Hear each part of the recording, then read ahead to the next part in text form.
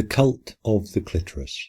There exists in the cabinet noir of a certain German prince a book compiled by the Secret Service from reports of German agents who have infested this country for the past 20 years. Agents so vile and spreading such debauchery and such lasciviousness as only German minds can conceive and only German bodies execute. So begins a piece in the January 1918 edition of the Imperialist, which claims that 47,000 influential Britons have been compromised by the Germans through their sexual perversions, and that a book exists which lists all of their names. In this, the first of my series commemorating the First World War, with particular regard to myths, religion, superstitions and conspiracy theories, I thought it best to start at the end. There was an event towards the end of the war which could probably never have happened had the war not been such a breeding ground for myths and conspiracy theories, germinated and fertilized by the unbounded imagination of the superstitious human mind. The article in the Imperialist continues.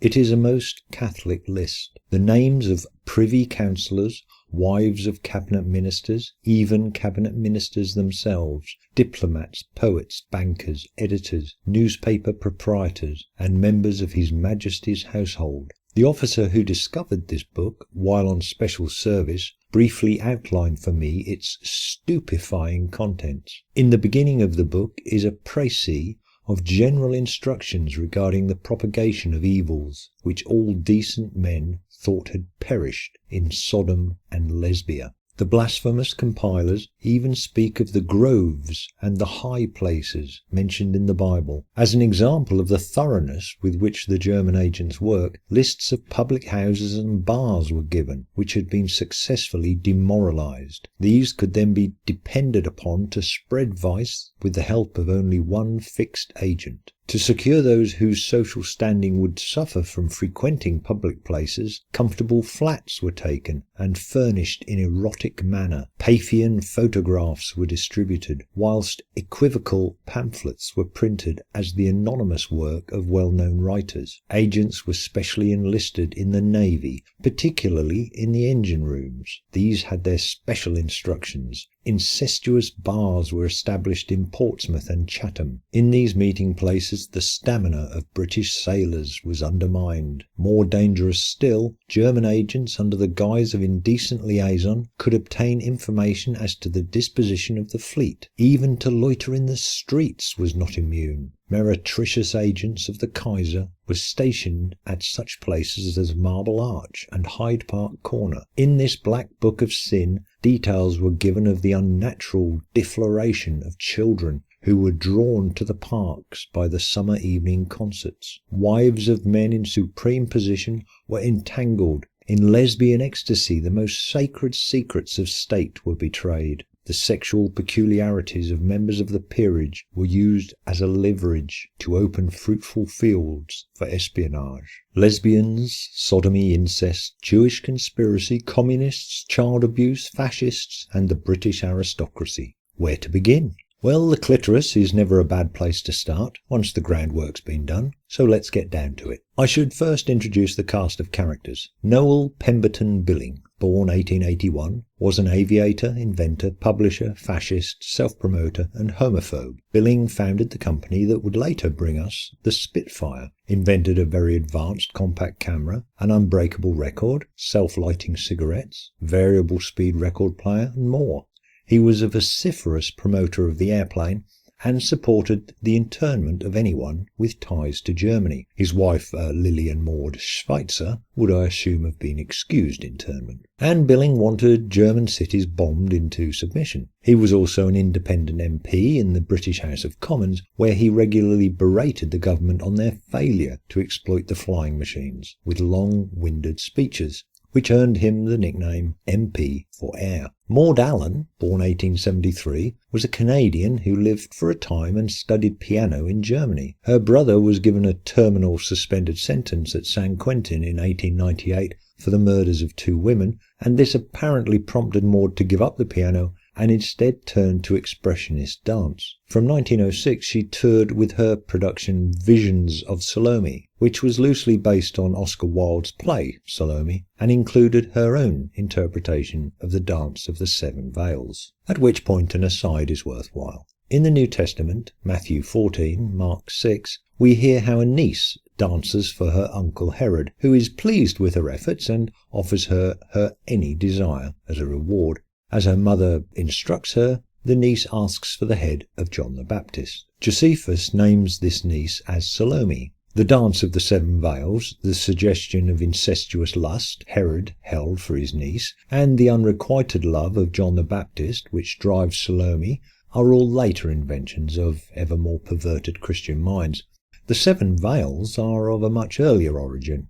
Ishtar, goddess of fertility, love, war and sex, descends to the underworld through 7 gates, at each of which she is deprived of some clothing until eventually naked. Until recently it was thought Ishtar's descent into the underworld was to rescue her lover Tammuz. However, an Inanna myth, Ishtar, Astarte and Inanna are the same goddess within different pantheons, has Inanna returning from the underworld to find Dumuzi, that's Tammuz, reaction to her absence and incarceration to be a bit meh. Inanna, Ishtar, then has demons deposit Dumuzi, Tammuz, in the underworld as her replacement. Dumuz's sister then volunteers to spend half the year in the underworld in his place. This would therefore appear to be an early rendering of the Persephone story. Where was I? Oh yes, the clitoris. It's so easy to get distracted. Let me first introduce my last main cast member. Harold Sherwood Spencer, born 1890, was an American born of British parents. He was a wobbly brain, anti-Semite and homophobe. Spencer served as an officer in the Royal Field Artillery and apparently became obsessed with the idea that the Germans planned to corrupt the British populace through deviant sexual acts, a paranoid obsession which led to him being discharged from the military as mentally unsound. So on to the play. The clitoris, clit, or formerly clitti, is the female homologue to the penis, and has more nerve endings than any other part of the human body. Women really are more sensitive. The clitoris is a much misunderstood thing and was no less misunderstood in Victorian times, when the idea of females obtaining pleasure during sex, in fact the idea of females obtaining pleasure at all, was religiously frowned upon. Man's fear of the clitoris has a long and noble history. In the 16th century, an unusually large clitoris, whatever that means, was often removed because it was an unusual feature that occurred in almost all Egyptian women and some of ours, so that when they find themselves in the company of other women, or their clothes rub them while they walk, or their husbands wish to approach them, it erects like a male penis, and indeed they use it to play with other women as their husbands would do. Thus the parts are cut. You can see from here how a large clitoris was considered a sign of maleness in a woman. Who did the surveys? I have never been able to find out. These links require no logic, only a desire to pigeonhole for the purpose of scapegoating. And scapegoating was rife during the First World War. I shall delve into this further in other videos, but enough to say that the war saw many grave setbacks, disasters and failures, both perceived and real. We humans don't like setbacks. We like to be able to point at someone and say, it's your fault. It makes us feel better that it's not our fault and that it is not something we cannot control and should therefore fear as an action of chaos. Failures were therefore blamed on sexual perversion amongst the elite, the fact that our royal family were German. They would famously change their name from Saxe-Coburg and Gotha to Windsor in 1917. Rampant German espionage was blamed, which will get its own video. And of course the Jews.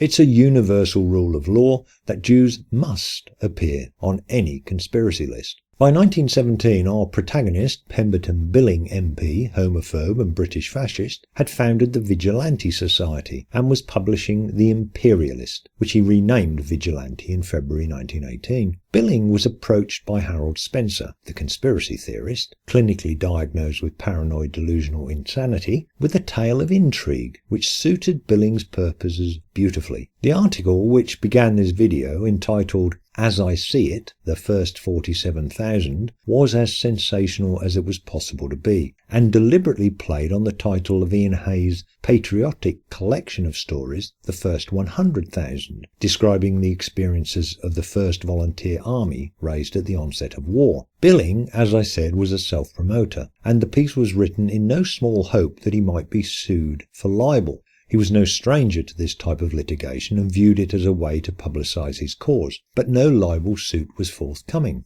Billing changed the publication's name to Vigilante, as I said, and went on a full-blown Jewish conspiracy jaunt. The Protocols of the Elders of Zion was flavour of the month, and Billings published articles alluding to the Jewish ancestry of key public figures. It may seem odd to us now, with our knowledge of the Second World War, that Jewish and German conspiracy theories could be conflated to a single idea, but that was then. And in February 1918, Billings was handed the perfect storm. Jack Grine, Dutch-born, with a Jewish mother, not one of us, who was drama critic for the British newspaper, The Times, was producing a Maud Allan play based on Oscar Wilde's Salome. Grine produced private performances of plays which had not been passed by the censor, the Lord Chamberlain's office, which banned any play depicting biblical characters. Britain would never again be as Puritan as it was in 1918. The war had brought about a reaction to anything seen as decadent, modern, or foreign. It was apparently Marie Corelli who brought news of the play to Billings' attention. Corelli was the most successful fictional writer of her day, outselling Conan Doyle, Wells, and Kipling combined. She's said to have contributed to the foundations of New Age woo-woo. I admit to not knowingly having read a line written by her. Corelli had her own Venetian gondola, imported, complete with gondolier, which she would use on the Avon near her home in Stratford, where she lived for over 40 years with her female companion. Whether she was a lesbian or not did not prevent her joining Billings' moral crusade. So, Maud Allan would be dancing the Seven Veils in Oscar Wilde's blasphemous, sensuous, incestuous Salome. Maud Allan, rumoured to be having a lesbian affair with Margot Asquith, the wife of the former Prime Minister. Asquith, whose friends included Robbie Ross, openly homosexual, and the literary executor of Oscar Wilde. This was a gift horse Billings was not about to perform orthodontics on. And thus we come to the cult of the clitoris. This was the title of a short article published in the Vigilante on 16th of February 1980. The entire article read, "To be a member of Maud Allan's private performance on Oscar Wilde's Salome, one has to apply to a Miss Coletta of 9 Duke Street, Adelphi, WC. If Scotland Yard were to seize the list of these members, I have no doubt they would secure the names of several of the first 47,000. This finally had the desired effect when both Maud Allan and Jack Grine issued writs for criminal libel. During the trial, Billings represented himself and did everything to link the play and Maud Allan to lesbianism and homosexuality.